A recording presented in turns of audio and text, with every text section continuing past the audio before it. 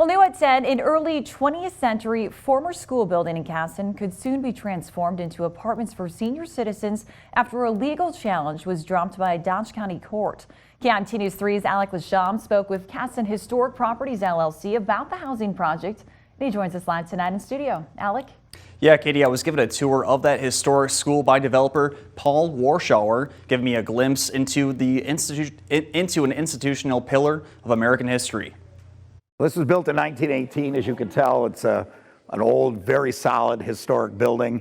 My company only gets involved with historic properties. Kasson Historic Properties developer Paul Warschauer is undertaking a task to revitalize a former school. He says the intention is to create a new housing complex called Water Tower Place. Our plan is for 30 to 32 high-end apartments for seniors. KHP purchased the building for $150,000, but the final price tag with renovations is expected to be somewhere in the millions, according to Warschauer. He says unlike some projects, with this one he isn't having the typical expense headaches associated with a historic building. Every building in the United States that was built sometime between 19 or 18 something, you're always looking for asbestos. Now this was 1918, so it was earlier than when they started using asbestos. But we do have the study. Some of the pipes in the basement had it. We'll cover them. We'll do what we have to. It's called remediation.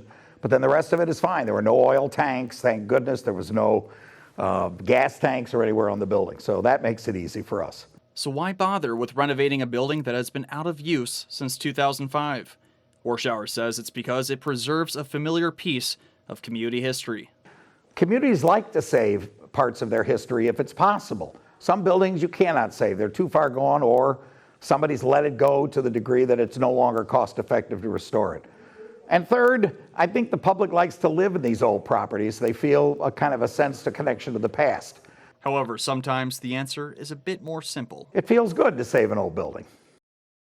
Warschauer tells me he is currently waiting for historic state and federal tax credits to become available before development proceeds. Katie?